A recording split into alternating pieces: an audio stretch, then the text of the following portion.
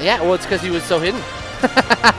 The seeders didn't know that he was a boss. Hid from the seeding, I got you. Yeah, Dylster was good, man. The only tournament I saw him compete against, like the larger Michigan scene, was at that farewell Michigan State tournament that just happened a couple weeks ago, and he got like 5th or 4th, something like that. He's very good. Close set with Daybreak. Still, he used Marth and Lucina Smash 4, and now, even though they were good in that game, don't get me wrong, they're even better in this one. So, but so is Mega Man, and Smasher is Smasher. He's hard to beat. Okay, so we're starting off here in Pokemon Stadium. What would seem to be at first to be a very bad matchup for Mega Man, but noting the PR difference, this may be an even match now. Yeah, the player matchup-wise, I would definitely give the advantage to Smasher. Character matchup, Lucina and Marth probably do beat Mega Man. But Mega Man's got some new stuff in this game that's pretty good. I also want to mention Pokemon Stadium 2 seems to be the new popular starting stage.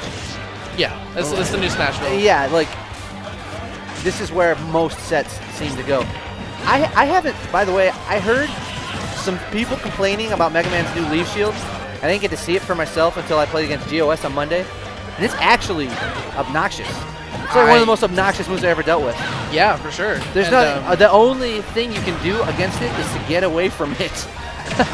Unless you have a huge sword. Yeah, I was very worried about Mega Man coming into the new game that he wouldn't really be able to adapt to the engine very well, but them giving him that Leaf Shield does give him a little bit more options on stage to, kind of put his opponent in disadvantage. Yeah, and I don't know if it's really like this in the general Mega Man meta, but against GOS specifically, he was really really doing a good job of making dash dancing seem like a good tool for Mega Man. Right. And so he hit me with he beat me and took a whole game with dash dance up tilt. Just dash dance and run up tilt. So he can use that. He's got some more movement options. Leaf Shield's pretty wild. His lemons go a lot further. So he's got quite a few. Wow, both of them. Well, a little game of chicken there for a moment. Yeah, Smasher definitely playing the smart way to play this matchup, it would seem, which is to play keep away and just kind of throw projectiles. That's the way Smasher plays most matchups. That's not all. Right, especially against a swordy. That's very important to kind of keep that blade away. Yeah. Ooh. I'm kind of surprised Dylster didn't get hit by that. I mean, there was no risk to doing that. It was very safe. Oh, nice tech, but he gets hit by his own Crash Bomber. Somehow he's going to die too. They're both dead. All right, Smash 4, let's go. Yeah. Maybe this isn't too early of a match. We thought these guys were so good. We're watching both SD at the same time.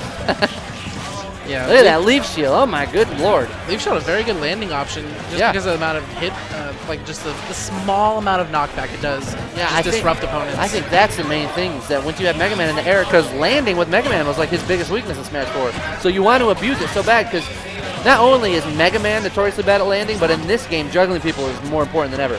Oh yeah, But suddenly Mega Man has this really good anti stop me from landing tool. Anti-air. So I guess air.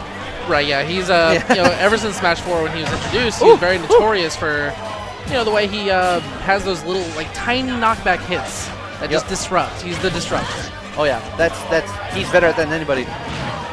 And looks like Dylster's in a really bad spot right here. And that should be a pretty solid edge guard. Nope, Gooshi, you spelled Dylster wrong. You dillweed. His name's not Dylster. Minor details. Yeah. Oh, that was nice tech. That was a really good saw blade and a really good tech. He just turned this around. He's got stage control. Oh, he drops it. Oh, now he's got it again. Smasher tried to put an up smash in there. Woo, nice read on the jump. Dylster's got it, but Smasher's really good at utilizing the fact that Mega Man can jump after Rush Coil, so you never really know where he's going to go. Right. And this is when Smasher is the hardest, is when he's got a stock over you. Because you'll be like, okay, he's only a hit away from dying, I can even this up. And suddenly you're at 110 damage before you actually take that stock. Right, for sure. Yeah, it just seems like Smasher's really got a handle on mixing up his recoveries very, very well. Because Mega Man having that extra jump after the Rush Coil. I like the way Smasher just sat there and waited. Oh, and I don't know about anybody else, but the amount of time you can hold a smash attack now, it's gonna throw some people off. And I guess that's what Smasher was hoping for right there, because he did charge it a little bit longer than you could have in previous Smash games. It also makes it easier for him to hit you when you're hanging on the ledge and you run out of invincibility. Right. Yeah. Right, it just kind of forces you to commit to an option. Or See, like I said, it was they were both at 2 stocks over 100%. Right. And then Smasher ended up getting a 2 stock. Right. That's insane. Once he goes, when he takes the stock lead, he just keeps it. Dylster was kind of lucky that they both lost their first stock at the same time. Right. But once Smasher has a stock lead, he will not do a punishable option. Oh, for sure. Because he knows he has no reason character, to. Yeah, there's no reason to go in. He's the best especially at that against of anybody Lucina. I played. Yeah, especially against one of the Marths. Yeah, definitely a class of character that is heavily considered to be, running this game right now. Because the sword, it's a disjointed hitbox, and the Lucina actually got buffed in this game because Lucina got buffed in a lot of ways. Short hop nair actually drags people up from the ground now. You don't have to time it well. Yeah, they're okay. Roy, Crom, Lucina, and Marth, all of them, their nair now is absolutely insane. It's so good to the point that it's like it's your entire neutral. This is I was gonna say this is the first Smash game where it's the better neutral option than forward air. Marth always spacing with forward air. That's been his thing for 20 years, but now it's now nair is the go-to because you get so much off of it. It combos into literally every other area. Yeah, it's amazing. Okay, so it looks like Dylster counterpicking Kalos. Look at that! Oh my god, that move is dumb. It doesn't do a whole lot of damage. It's just so annoying. I don't know what the logic was for picking Kalos, because all you're doing is, in my opinion, giving Mega Man more room. This is a really good stage for zoners and campy characters, so yeah, I'm not sure why this would be Dylster's counterpick, but it is, so. He has to take the first stock. That's the whole. The first stock is kind of the only stock that matters against him. Smasher is so good at getting back stage control when it's lost. Especially in a game where stage control is so important because of being unable to run past people. Yeah. So you have to commit to an option to get past the opponent. It doesn't seem like something Mega Man would be good with, but he's really making it work. Yeah. I just realized both of these guys are using their default costumes. So I'm going to go back to my old self and take a moment to complain about people's choice of costumes. Which is something I do too much, and I apologize to people who have been to the stream before, but... The only one you're allowed to do is Wolf, because Wolf's default is his best ult. Wrong. So wrong. The purple? Oh my god, I disagree with you 100%. Fabulous, dude. Alright, anyways, back to the match. We're back to this is the same situation the first time. It's so important that Dylster gets this stop. We were criticizing Dylster for the stage pick, but he's had Smash on the ledge for like the past minute. Yeah. Well, keep in mind this is the same start they were off to on Pokemon Stadium 2. That forward smash. Ruined Smasher. Gotta get some extra credit. Oh, Smasher going for something wild there. I was just trying to read a roll. Dylster's way too good to roll right there, so it did not work out. And so now Dylster's got to pull up his inner Smasher and trying to get a lot of extra credit before he loses his stock. Right, and Smasher actually having to approach now, which is not Mega Man's strong suit. No, not at all. Man, look at this. Dylster's running with this lead. He's got the crash bomb on him. He ends up hitting the Smasher, takes the damage, but he doesn't.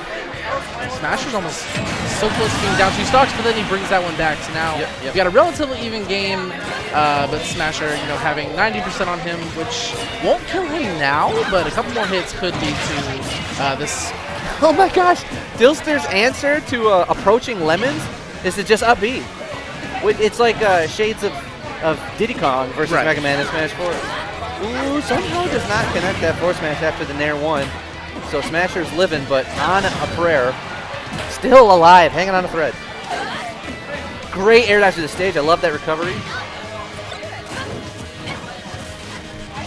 Smasher's got to figure something out. He hasn't even put much percent on Dylster. No, not at all. Up throw, is that gonna? No, okay. Dylster must have known that did it really?